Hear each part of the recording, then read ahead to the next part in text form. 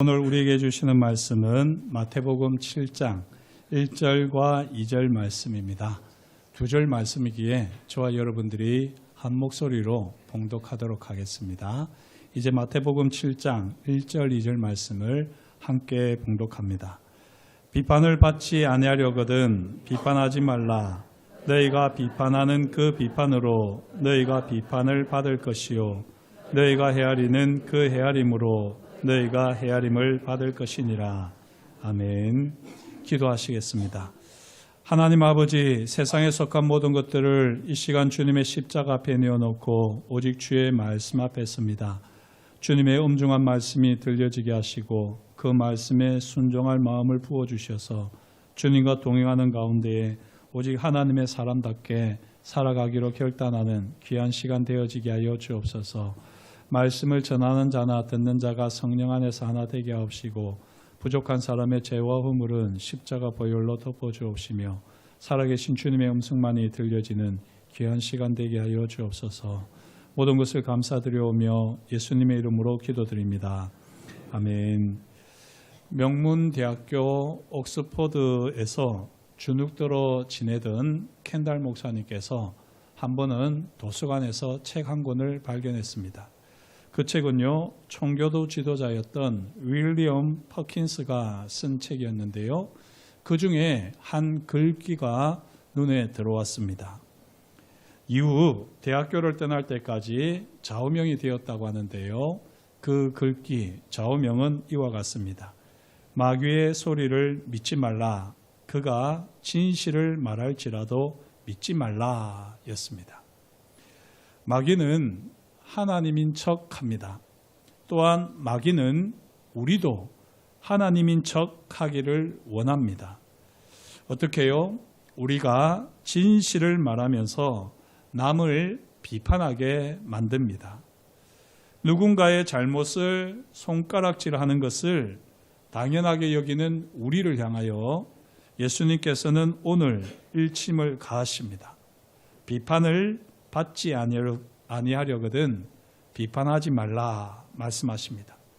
여기 비판하다라고 하는 단어는요, 그리스어 크리노에 해당하는 말입니다. 이 말은 원래 구별 짓는다라는 의미로 아주 좋은 의미로 사용되었습니다. 구별 지으려면 신중하고 지혜로워야 되겠지요. 이와 같이 비판하다, 구별 짓는다는 것은 좋은 의미였는데요. 그래서 바울도 신령한 자는 모든 것을 판단한다 라고 하면서 고린도전서 2장 15절에서 말했습니다. 의로운 판단 아주 유익합니다. 죄의 주도권을 분별하고 하나님의 주도권을 인정하고 자기 주도권을 가지고 사는 삶, 우리는 이것을 지난주에 메멘토 헤세드라고 우리가 이제 배웠었습니다. 이처럼 메멘토 헤세드를 위해서는 의로운 판단은 당연히 유익합니다. 예수님이 금지하시는 비판은요, 주제넘는 평가를 말합니다. 예수님이 지금 말씀하시는 비판은 사람을 부당하게 판단하고 평가하는 것을 뜻합니다. 이것은 우리가 하나님 노릇, 하나님인 척 하는 행동입니다. 여기서 핵심은 부당하게입니다. 정당한 판단과 평가는 얼마든지 할 수 있지요. 괜찮습니다. 문제는 부당하게 판단하고 평가하는 게 문제인데요. 진짜 문제가 무엇일까요? 우리가 부당하지 않고 공정한 판단과 평가를 항상 할 수 있느냐 하는 거지요. 제가 가끔 드는 예인데요. 지하철에서 두 아이가 시끄럽게 놀고 있습니다. 그런데 그 옆에 있는 아빠가 아무 말도 하지 않는 것입니다. 사람들이 눈살을 찌푸리면서 좀 조용했으면 좋겠다 은근히 눈치를 주는데도요, 전혀 눈치를 채지 못합니다. 화가 난 한 사람이 결국은 다그치지요. 아니, 이 아이들이 이렇게 떠드는데 어떻게 당신은 가만히 있어? 라면서 다그칩니다. 그때야 아버지가 정신이 들어서 아빠가 정신이 들어가지고는요, 이렇게 말을 하는 겁니다. 죄송합니다. 방금 두 아이의 엄마를 산에 묻고 왔습니다. 이 말을 듣게 되자 아빠를 향하여 따가운 시선을 보냈던 사람들이 이제는 다그친 사람을 향해서 따가운 시선을 보내게 되는 겁니다. 이게 우리의 민낯 아니겠습니까? 우리는 공정하게 판단하고 평가할 만한 인물이 되지 못합니다. 섣부른 판단은 부당하기가 너무 쉽습니다. 그러므로 판단할 때는 부당하게 하지 않도록 조심하고 주의해야 합니다.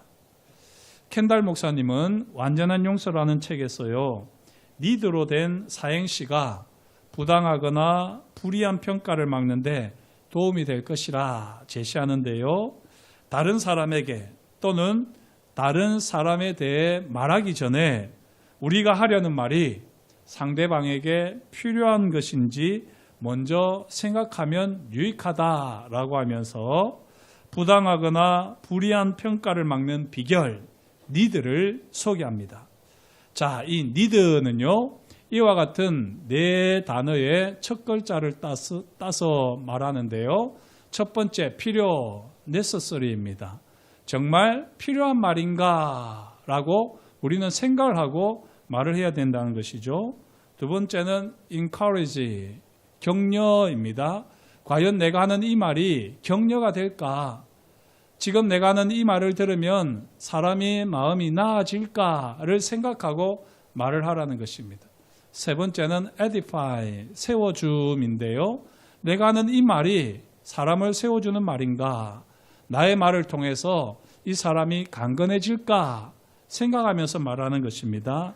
마지막 dignify, 존엄성인데요. 존엄성을 느끼게 하는 말인가? 다시 말하면 내가 지금 하는 이 말이 상대방을 무시하는 말은 아닌가? 여기고 말을 하라는 것입니다. 아무리 사실이라고 해도요, 부당하거나 불이하게 평가해서는 안 됩니다. 하지만 우리는 본성상 부당하거나 불이하게 평가할 수밖에 없는 한계를 가지고 있습니다. 그러므로 무조건 비판을 삼가십시오. 인간은 판단하는 동물이기에 판단은 우리 마음속에서 임의로 자연스럽게 일어날 수 있습니다.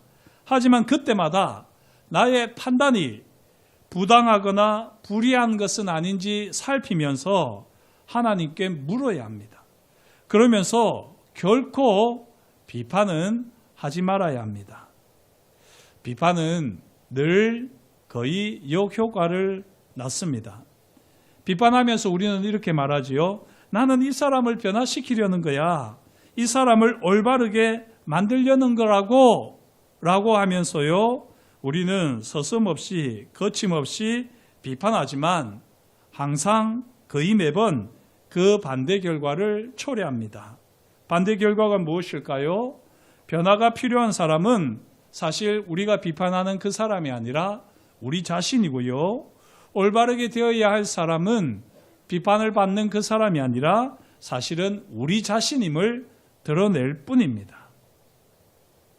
비판이 전혀 사실 무근이든 완전한 사실이든 간에 비판받는 일은 괴롭습니다. 비판하지 않는 것이 친구를 사귀는 가장 좋은 길이다라는 말도 있지 않습니까? 달과 6펜스를 쓴 서머셋 몬, 그는 이런 말을 했습니다. 비평을 원한다고 말하는 사람들이 정말로 듣고 싶어하는 것은 칭찬이다. 공감 가는 말이지요.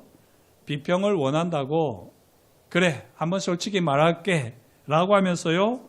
우리가 거침없이 비평을 널어놓으면 사람들이 다 떠납니다. 비평을 원할수록 더욱더 칭찬하는 것이 삶의 기술입니다. 특히 예수님께서는 오늘 비판을 받지 않기 위해서 비판하지 말라고 말씀하십니다. 전지전능하신 하나님은 어느 때든 우리를 처벌하실 수 있습니다. 그러나 우리가 다른 사람을 손가락질하는 것을 보시기 전까지는 우리를 처벌하지 않으실 겁니다. 우리가 다른 사람을 손가락질하고 비판하면 그제서야 하나님은 말씀하십니다. 얘야, 미안하다.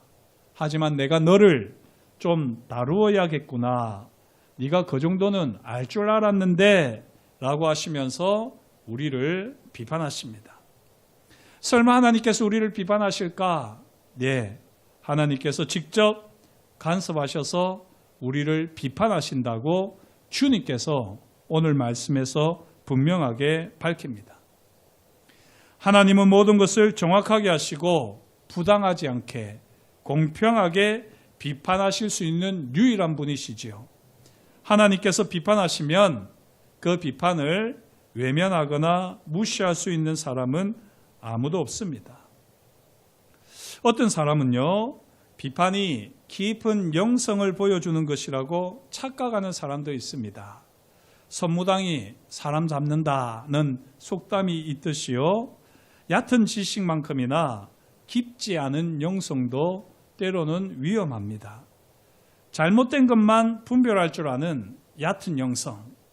이 얕은 영성을 소유한 사람은요, 손가락질 하는 데에만 집중하기 때문에 문제이죠. 그 사람에게는 손가락질을 안 할 정도의 영성은 없습니다.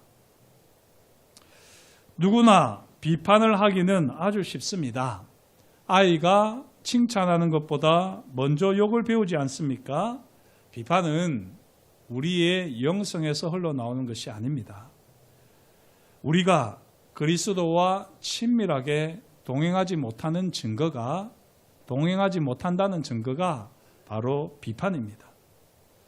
누군가를 마음으로는 판단할 수 있습니다. 하지만 바로 그때 하나님께 나의 판단이 옳은지 묻는 습관을 우리는 가져야 합니다.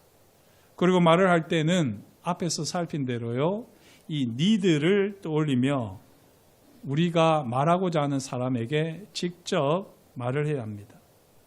결코 비판이 되지 않도록 해야 합니다. 때로는 사실을 말할 뿐이지만요, 듣는 상대방은 비판으로 여길 수 있습니다. 그러므로 예수님께서는 분명하게 말씀하셨습니다. 비판을 그만두어라. 어떤 식으로든지 우리가 비판하는 것은 결코 좋은 것이 되지 못합니다. 하나님께서 비판하며 손가락질하는 행동을 어떻게 보시는지 아십니까? 이사야서 58장 9절에서 11절 말씀입니다. 제가 한번 봉독하겠습니다. 내가 부를 때에는 나 여호와가 응답하겠고 네가 부르짖을 때에는 내가 여기 있다 하리라. 만일 네가 너희 중에서 멍에와 손가락질과 허망한 말을 제하여 버리고 줄인 자에게 내 심정이 동하며 괴로워하는 자의 심정을 만족하게 하면 내 빛이 흑암 중에서 떠올라 내 어둠이 낮과 같이 될 것이며 여호와가 너를 항상 인도하여 메마른 곳에서도 내 영혼을 만족하게 하며 내 뼈를 견고하게 하리니 너는 물된 동산 같겠고 물이 끊어지지 아니하는 샘 같을 것이라. 이 말씀 너무 익숙한 말씀 아닙니까? 이사야서 58장 11절은 우리 신북교의 비전입니다. 우리 신북교의 비전이 물된 동산의 비전 아닙니까? 물된 동산이 되려면요, 반드시 우리에게 있어야 하는 것이 무엇이냐? 멍에와 손가락질과 허망한 말을 제해야 됩니다. 비판이 있어서는 안 됩니다. 비판이 난무한 공동체는요, 결코 물된 동산이 될 수 없습니다. 멍에와 손가락질과 허망한 말을 제하지 않으면 네가 부를 때 나 여호와가 응답하지 않겠고 네가 부르짖을 때 내가 여기 있다 하지 않고 내 빛이 흑암에 잠기고 내 어둠에 낮은 없을 것이고 너는 물된 동산이 되지 못하며 끊어진 샘 같을 것이라. 하나님께서 말씀하십니다. 제가 너무 무시무시하게 말씀을 적용했나요? 아닙니다. Today's English 버전을 보면 오늘 말씀을 이렇게 번역했습니다. 하나님이 당신을 비판하시지 않으시도록 남을 비판하지 말라. 오늘 말씀 비판을 받지 아니하려거든 비판하지 말라. 우리는 이것이 다른 사람에게 비판을 받지 않으려면 비판하지 말라는 말로 생각하겠지만요, 실제로는 Today's English 버전은 하나님이 우리를 비판하지 않도록, 비판을 하나님이 하시는 비판을 받지 않으려면은 비판하지 말라 분명하게 밝히고 있습니다. 하나님의 자비 없는 비판을 받고 싶지 않으면요, 우리는 무조건 남을 비판하지 말아야 합니다. 신명기 32장 35절, 그들이 실족할 그때에 내가 보복하리라. 그들의 환난 날이 가까우니 그들에게 닥칠 그 일이 속히 오리로다. 이 말씀은 신약 두 곳에서 인용되었습니다. 로마서 12장 19절, 내 사랑하는 자들아 너희가 친히 원수를 갚지 말고 하나님의 진노하심에 맡기라. 기록되었으되 원수 갚는 것이 내게 있으니 내가 갚으리라고 주께서 말씀하시니라. 히브리서 10장 30절, 원수 갚는 것이 내게 있으니 내가 갚으리라 하시고 또다시 주께서 그의 백성을 심판하리라 말씀하신 것을 우리가 아노니, 이 두 말씀을 통해서 우리가 확실하게 보는 것은요, 원수 갚는 것이 내 것이라 말씀하십니다. 무슨 말씀입니까? 너는 하면 안 돼. 너는 비판하면 안 돼. 너는 심판하면 안 돼. 네가 원수 갚으려고 하면 안 돼. 하나님께서 말씀하시는 것입니다. 원수를 갚는 것은 내 특권이야. 판단은, 비판은 나의 특권이야. 하나님께서 말씀하십니다. 우리가 우리 잘못을 뉘우치고 진정으로 회개하지 않으면, 그래서 다른 사람을 향하여 손가락질하고 그들을 비판하고 정죄하면 오늘날 하나님께서 우리를 심판하시기로 결정하십니다. 하나님이 우리를 지금 쓰신다고 해서 우리가 하나님 마음에 드시거나 우리가 완전한 것은 아닙니다. 켄달 목사님이 이런 말씀을 하셨더라고요. 그런데 저는 정말 이 말씀이 참 제게 많이 와닿았습니다. 지금 하나님께서 저를 쓰신다고 해서 제가 하나님 마음에 드는 것도 아니고 완전한 것도 아니다 라고 여길 때가 한두 번이 아닙니다. 저는 참 부족하지만 하나님께서는 우리 교회에 복을 나려주시고 부흥을 주시고 또 계속해서 성장하게 하시는 것을 볼 때마다 정말 내가 이 자리에 맞나는 생각을 가질 때가 한두 번이 아닙니다. 하나님이 지금 우리를 쓰신다고 했어요. 우리가 하나님 마음에 드는 거나 드시거나 완전한 것은 아니다는 것을 꼭 기억하셔야지 됩니다. 하나님께서 자비와 은혜를 베푸셔서 하나님의 인자로 살아가는 지금 우리는 모든 비판과 정죄를 그쳐야 합니다. 아무리 그 비판과 정죄가 사실이고 옳게 보인다고 할지라도 그쳐야 합니다. 왜냐하면요, 주님이 말씀하셨습니다. 하나님께서 똑같이 우리를 비판하시고 정죄하실 것이기 때문입니다. 그렇다면 우리는 어떻게 살아야 할까요? 바울은 우리가 어떻게 물된 동산 같은 삶을 살 수 있는지, 어떻게 하나님께서 즉각적으로 응답하시고 하나님의 임재를 경험하는 삶을 살 수 있는지 구체적인 해법을 제시했습니다. 골로새서 3장 12절 15절 말씀, 이 말씀을 저와 여러분들이 천천히 같이 읽겠습니다. 그러므로 너희는 하나님이 택하사 거룩하고 사랑받는 자처럼 긍휼과 자비와 겸손과 온유와 오래 참음을 옷 입고 누가 누구에게 불만이 있거든 서로 용납하여 피차 용서하되 주께서 너희를 용서하신 것 같이 너희도 그리하고 이 모든 것 위에 사랑을 더하라. 이는 온전하게 매는 띠니라. 그리스도의 평강이 너희 마음을 주장하게 하라. 너희는 평강을 위하여 한 몸으로 부르심을 받았나니 너희는 또한 감사하는 자가 되라. 아멘. 이 말씀을요, 한 줄로 간단하게 요약하면 거룩하고 사랑받는 자처럼 서로 용납하여 피차 용서하되 감사하는 자가 되라 하는 말씀입니다. 하나님인 척하는 사람을 시험하는 명확한 기준이 있습니다. 그 사람이 얼마나 비판하는 사람이냐, 그 사람의 삶에 얼마나 감사가 있느냐를 살펴보면 됩니다. 하나님인 척하는 사람은요, 항상 비판만 가득하고 감사는 없습니다. 자신이 하나님처럼 구는데 누구에게 감사를 하겠습니까? 반대로 우리가 하나님께 거룩하고 사랑받는 자라면, 우리가 서로 용납하여 피차 용서하는 자라면 우리는 감사하는 자로 살아가야 합니다.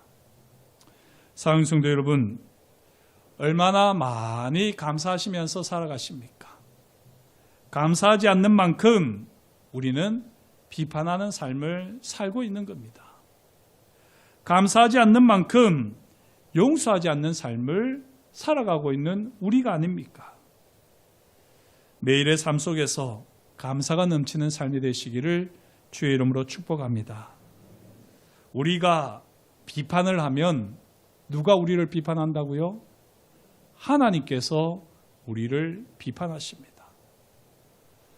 반대로 우리가 감사를 하지 않으면 하나님께서 우리에게 넘치는 감사를 걷어가실지도 모를 일입니다. 우리 삶에 감사가 계속해서 넘치도록 합시다. 그렇지 않으면 우리는 스스로 하나님인 척하는 삶을 살고 있는 것이고, 살아계신 하나님은 우리에게서 그 얼굴을, 그 영광을 가리실 것입니다. 이제 남을 손가락질하고 비판하는 하나님인 척하는 삶을 그만두시고, 이제부터는 비판 대신에 감사가 넘치는 삶이 되시기를 주의 이름으로 축복합니다. 기도하겠습니다. 하나님 아버지, 오늘도 주님께서 우리에게 말씀하여 주시니 감사합니다. 우리의 삶을 바라볼 때 우리가 어떠한 사람으로 살아야 할지, 어떻게 우리가 용서를 빚어가는 사람이 될 수 있는지 오늘도 확실하게 말씀하시니 참으로 감사합니다. 우리가 비판할 때 어김없이 하나님께서 우리를 비판하시겠다 말씀하셨사오니 이 말씀을 엄중한 경고로 받아들이게 하시고, 우리가 어떤 사람을 만나든지 비판이 우리 마음에 들끓더라도 우리 입에서는 감사가 나오게 하시고, 우리의 삶의 자리에서 감사의 찬송만이 가득한 인생들 되어지게 하여 주옵소서. 결코 하나님 아버지, 비판을 통하여서 다른 사람들의 마음을 아프게 하고 나 스스로도 하나님인 척하는 가운데 마귀의 종로로 타는 어리석은 삶이 되지 않도록 날마다 감사하는 삶이 되어질 수 있도록 주께서 역사하여 주옵소서. 그렇게 하나님께 영광 돌려드리는 예배자가 되게 하실 것을 인하여 감사드려오며 예수님의 이름으로 기도드립니다. 아멘.